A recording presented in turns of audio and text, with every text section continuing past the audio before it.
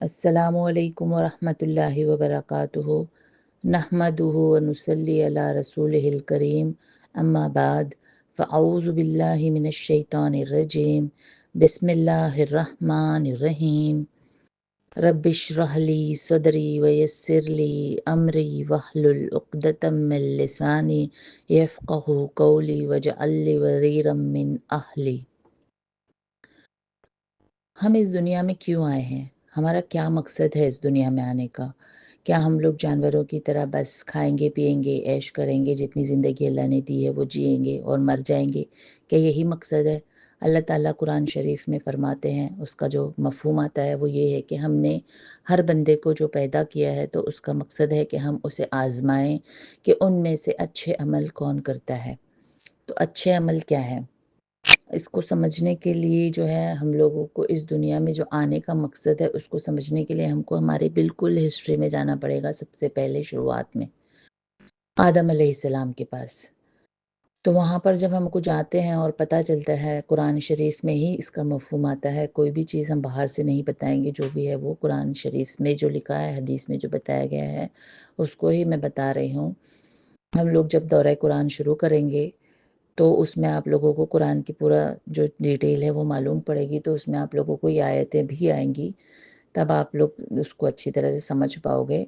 تو ابھی بیسیکلی مجھے بتانا یہ ہے کہ آدم علیہ السلام کے پاس جب ہم جاتے ہیں اس سوال کے جواب کے لیے تو ہم کو پتہ چلتا ہے کہ اللہ تعالیٰ نے آدم علیہ السلام کو بنایا اور حکم دیا فرشتوں کو کہ سجدہ کرو ان کو۔ تو تمام فرشتوں نے سجدہ کیا سوائے شیطان مردود کے۔ شیطان فرشتہ نہیں تھا، وہ جنوں میں سے تھا، لیکن وہ اپنے اچھے اعمال کی وجہ سے فرشتوں میں شامل ہو گیا تھا، اس کی عبادتوں کی وجہ سے وہ فرشتوں کی صف میں شامل تھا، لیکن اس نے تکبر کیا اور سجدہ کرنے سے انکار کر دیا، تو اللہ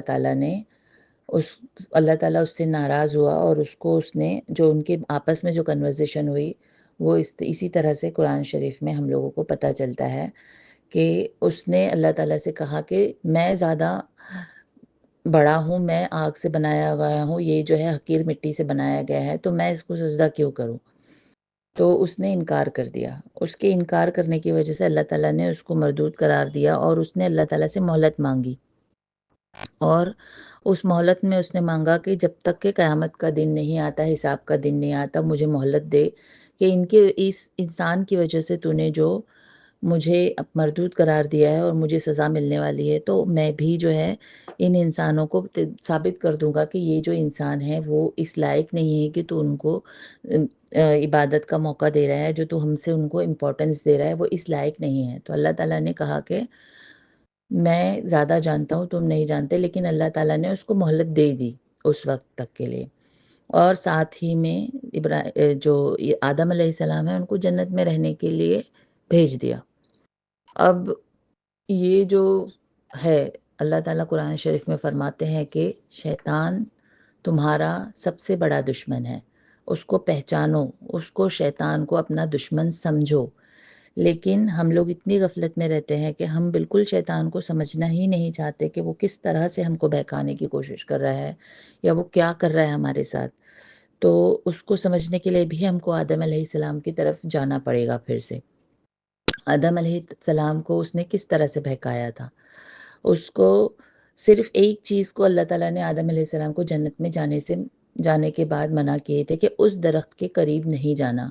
اب وہ درخت کس چیز کا تھا اس کو قرآن نے مینشن نہیں کیا، تو اس لیے ہم اس پہ نہیں زیادہ بات کریں گے کہ وہ کیا تھا، اس کا پھل کیسا تھا، وہ کیا چیز تھی۔ لیکن اللہ تعالیٰ نے کہا کہ اس کو کھانا تو دور، اس کے قریب بھی مت جانا، یہ اللہ تعالیٰ نے حکم دیا۔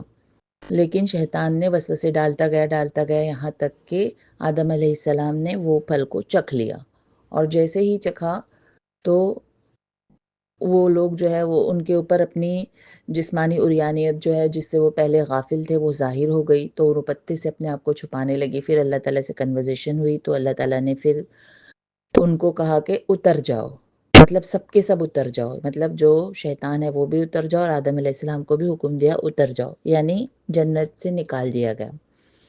اور اس کے بعد اللہ تعالیٰ نے کہا، اس نے اتر جانے کے والے کے بعد میں جب کہا آدم علیہ السلام کو نصیحت کی کہ میری عبادت کرنا، میں وہاں تم کو दुनिया में कुछ मता माल दूंगा जिससे तुम फ़ायदा उठाना, और जो वक्त और मोहलत मिलेगी उससे फ़ायदा उठाना, और जब भी मेरा कोई पैगाम लेकर मेरी तरफ से आएगा तो उस पैगाम को सुनना और उस पर अमल करना। ये सारे अहकामात देकर अल्लाह ताला ने ज़मीन पर भेज दिया। अब साथ ही में सिर्फ हमको नहीं भेजा, साथ ही में शैतान को भी भेजा। तो वो हमारा दुश्मन है उस दिन से, और वो हमारा दुश्मन है उस क़यामत की घड़ी तक, वो हमारा दुश्मन है। उसने, क्योंकि क़यामत तक की उसने मोहलत ली है हमसे, तो हमको उससे बचना है। तो उससे बचने के लिए हमको क्या करना होगा, अल्लाह ताला ने बताया कि मेरी हिदायत आएगी तुम्हारे पास, तो तुम उसको सुनना है। तो आखिरी हिदायत जो हमारे पास आई वो हमारे आखिरी नबी सल्लल्लाहु अलैहि वसल्लम ने लेकर आए कुरान के ज़रिए। कुरान उन पर उतारा गया आसमान से, जो अल्लाह की हिदायत थी, जिब्राईल अलैहिस्सलाम लेकर आए, और वही हिदायत वाली किताब जो है हमको सही रास्ता दिखाने के लिए, उसके जो अहकाम उनको समझ में नहीं आ रहे थे, हार्ड थे, वो हमको रसूलुल्लाह सल्लल्लाहु अलैहि वसल्लम ने अपनी अहादीस के ज़रिए से, अपनी बातों के ज़रिए से, हदीस का मतलब होता है बात, तो अपनी अहादीस के ज़रिए से उन्होंने उसको हमको एक्सप्लेन कर दिया कि किस चीज़ को कैसे करना है। तो ये हो गई पॉइंट जिस पर हमको अमल करना है, जो हमको बता दिया गया पूरा तरीका। इसको समझने के लिए हम लोग एक एग्ज़ाम्पल की तरफ जाते हैं। एक एग्ज़ाम्पल दूँगी मैं आज के ज़माने में जिसको सब ईज़िली समझते हैं। गेम। आज बच्चे भी बहुत गेम खेलते हैं, सब कुछ है। गेम में क्या होता है, एक गेम होता है, उसके अंदर हमको एक टारगेट होता है, सबसे पहले तो उस टारगेट को अचीव करना है। उस टारगेट को अचीव करना है, उसके लिए हमारे को एक एक एरिया दिया जाता है, एक स्पेस होता है उसके अंदर कि यहाँ से जाएँगे, ये मिलेगा। कुछ टास्क दिए जाते हैं, टास्क करना है तो ये रिवॉर्ड्स मिलेंगे, और उसके बाद उस टास्क पर चलते हुए रास्ते में कभी कुछ रिवॉर्ड्स मिलते हैं और कभी कुछ दुश्मन भी होते हैं जो सामने से हम पर अटैक कर रहे होते हैं, तो उनको भी किल करना होता है। अगर हमने ध्यान नहीं दिए तो वो हमको किल कर देंगे। और कुछ लोग होते हैं जो हमारे साथ उस गेम में खेल रहे होते हैं, तो वो लोग हमारे को रिवाइव भी करते हैं, और फिर उसके बाद हम लोग अगर सही से करते हैं उस गेम को तो लास्ट में हम जीत जाते हैं और टारगेट को अचीव कर लेते हैं, है ना? ये बात तो सबको समझ आती है। तो इसी तरह से जो इस दुनिया की ज़िंदगी जो है ये एक ट्रेजर हंट की तरह है। एक टारगेट है हमारे पास, और एक है हमारे को उस खजाने को तलाश करना है जिसको दिया गया है, जो हमारे को तलाश करना है, वहाँ तक पहुँचना है। और वो ख़ज़ाना क्या है, हमारा मकसद क्या है कि जो जन्नत जिससे हमको निकाला गया, उस जन्नत में हमको वापस जाना है, जहाँ हम अल्लाह ताला से आदम अलैहिस्सलाम डायरेक्ट उनसे बात करते थे, तो वो डायरेक्ट उस तरह से हम वहाँ पर अल्लाह ताला को मिल सकेंगे, डायरेक्ट उनका चेहरा देख सकेंगे, बात कर सकेंगे। तो ये है हमारा फाइनल अचीवमेंट, जिसके लिए हमको क्या करना है, हम लोगों को चाहिए उस ट्रेजर हंट तक पहुंचने के लिए। कोई भी एक खजाना एक ट्रेजर होता है तो उसके लिए हमारे को ज़रूरत होती है एक मैप की। मैप के बिना यूं ही खजाना निकलने के ढूंढने के लिए निकल जाएंगे तो जन्नत में तो जंगल में जो खजाना ढूंढने निकले हैं तो कहाँ जाएंगे, भटक जाएंगे, किधर भी जाएंगे, कोई जानवर खा जाएगा, कोई शेर खा जाएगा, कोई सांप डस लेगा, कुछ भी हो जाएगा हमारे साथ। बिना नक्शे के कोई भी खजाना नहीं ढूंढ सकता। तो उसी तरह से इस दुनिया में जब हमको भेजा गया तो हिदायत के साथ भेजा गया, और वो हिदायत क्या है, कुरान मजीद। कुरान सबसे बड़ी हिदायत है, वो हमारे लिए वो मैप है जो हमको बताता है कि इस दुनिया में ज़िंदगी को किस तरह से गुजारना है, कहाँ जाना है, कहाँ नहीं जाना है, कहाँ रुकना है, कहाँ आराम करना है, कहाँ दिए हुए टास्क कंप्लीट करने हैं, कहाँ जाएंगे तो दुश्मन घात में बैठा है, और कहाँ जाएंगे तो गलत हो जाएगा, रास्ता चेंज हो जाएगा और कहीं और पहुंच जाएंगे, खजाने तक तो पहुंचेंगे ही नहीं। तो इसको करने के लिए सबको जानना ज़रूरी है। अब कुरान मजीद मुसलमान होने के नाते बच्चों को बचपन से पढ़ना सिखाया जाता है, लेकिन समझना कब सीखते हैं? सिर्फ पढ़ लेना और हिफ्ज़ कर लेना काफ़ी है क्या? समझेंगे कब हम इसको कि लिखा क्या है उसमें? अगर आपको आपका मैप जो खजाने का है वो चाइनीज़ में दे दिया जाए या एक ऐसी लैंग्वेज में दे दिया जाए जो आपको नहीं समझ आती, तो आप उसको कैसे करेंगे? तो इसीलिए उस अरबी में जो कुरान मजीद आया है तो उसको समझने के लिए उसका मीनिंग भी समझना ज़रूरी है ना, कि सिर्फ उसको अरबी में पढ़ के 10 बार हमने कुरान कंप्लीट कर लिए, 20 बार हमने कुरान कंप्लीट कर लिए, ये करना है, या उस कुरान को समझना है हमको। تو سب سے مقصد کیا ہے؟ ہم کو اگر اس خزانے تک پہنچنا ہے، اس جنت تک پہنچنا ہے، اس اللہ کے چہرے کو چاہنا ہے، تو ہمارا مقصد کیا ہونا چاہیے کہ اس قرآن میں، اس ہدایت میں لکھا کیا ہے، اس میں ہم کو کرنے کے کام کیا بتائے گئے ہیں۔ ہم سنتے ہیں کانوں سے اور پھر نکال دیتے ہیں، سن رہے ہیں سب لوگ ہدایت کی باتیں، لیکن اس پر عمل نہیں کریں گے تو کیسے چلے گا؟ وہ میپ پڑھتے پڑھتے پڑھتے وہیں بیٹھے رہیں گے تو پہنچ جائیں گے خزانے تک؟ نہیں، اس کے لیے کچھ کام بھی کرنے پڑیں گے۔ جو فرائض بتائے گئے ہیں ان فرائض کو ادا کرنا پڑے گا، جو کام بتائے گئے ہیں ان کام کو کرنا پڑے گا۔ بیچ میں اگر ہم راستے سے بھٹک جاتے ہیں تو یا پھر ہٹ جاتے ہیں صراط مستقیم سے، کسی غلطی کی وجہ سے کسی غلط ٹرن لے لیتے ہیں تو ہم کہیں اور پہنچ جاتے ہیں۔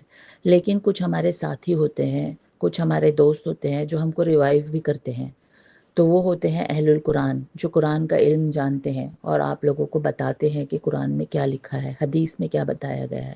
تو اس کو سننا ہے، اس پر عمل کرنا ہے، بس سن کے گزر نہیں جانا ہے، اس کو اپنی زندگی کا حصہ بنانا ہے۔ کیونکہ یہاں پر اللہ تعالیٰ نے بھیجتے وقت ہم سے کہا کیا؟ تم کو یہاں پر آزمانے کے لیے بھیجا گیا ہے۔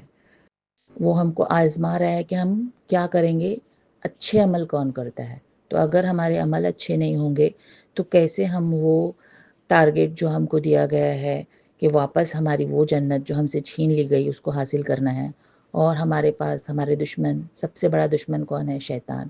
وہ ہم کو ہر طریقے سے ہٹانے کی کوشش کرے گا ہمارے اس راستے سے، تاکہ ہم اس راستے پر نہ چل پائیں۔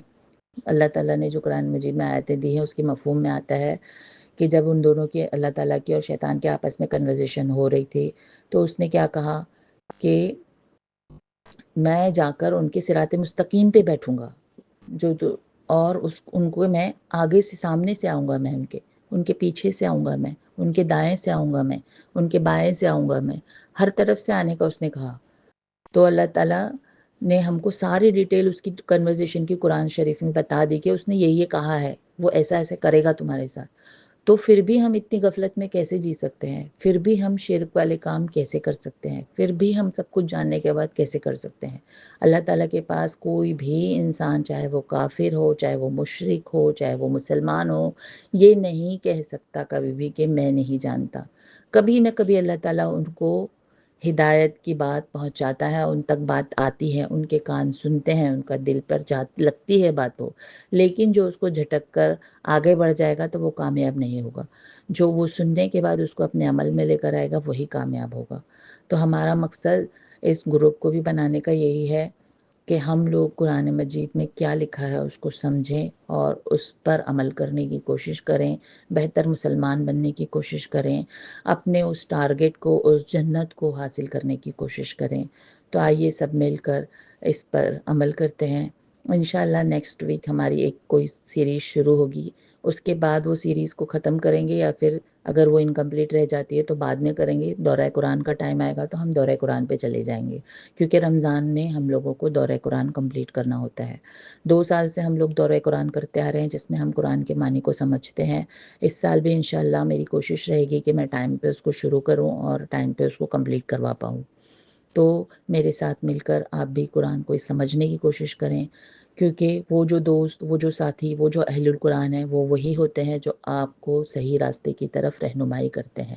اگر آپ اپنے راستے سے ہٹ رہے ہیں تو وہ آپ کو بتاتے ہیں کہ یہ راستہ صحیح ہے، قرآن مجید میں یہ لکھا ہوا ہے، حدیث میں یہ بات دی گئی ہے۔ تو ان کی بات کو اگنور نہ کیا کریں اور اپنے علم کو خود بھی بڑھانے کی کوشش کریں، اور جو سامنے والا آپ کو صحیح علم بتاتا ہے، چاہے وہ کتنا ہی گنہگار آپ کو کیوں نظر نہیں آتا ہو۔ میں یہ نہیں بول رہی کہ میں بہت نیک ہوں، بہت یہ ہوں۔ اگر آپ کو لگتا ہے کہ یہ تو ایسے کرتی تھی، یہ تو ویسے کرتی تھی، تو وہ اس کو چھوڑ دیں، بات کیا کر رہی ہے اس کو دیکھیں، صحیح بات بتا رہے ہیں تو اس کو سنیں، اس پر عمل کریں، اور ہم کو بھی موقع دیں کہ ہم بھی عمل کریں، اور آپ لوگ بھی عمل کیجئے اور اپنے آپ کو بہتر انسان بنائیے، بہتر مسلمان بنائیے۔ اور یہ کہنے کی کوشش کیجئے کہ یہ مت کہیے کہ میں یہ سنی ہوں، میں یہ ہوں، وہ 24 ہے، وہ 25 ہے، وہ کرنے کی ضرورت نہیں ہے۔ یہ کہنے کی سیکھیے کہ ورنہ جو قرآن شریف کی آیت میں لکھا ہوا ہے کہ وَنَحْنُ لَهُ مُسْلِمِينَ وَنَحْنُ لَهُ عَابِدِينَ وَنَحْنُ لَهُ صالحین، ہم صالح لوگوں میں سے ہیں، ہم مسلمان لوگوں میں سے ہیں، اور ہم عبادت کرنے والے لوگوں میں سے ہیں۔ یہ کہنا سیکھیں۔ چلیے انشاءاللہ پھر آگے کبھی بات ہوگی.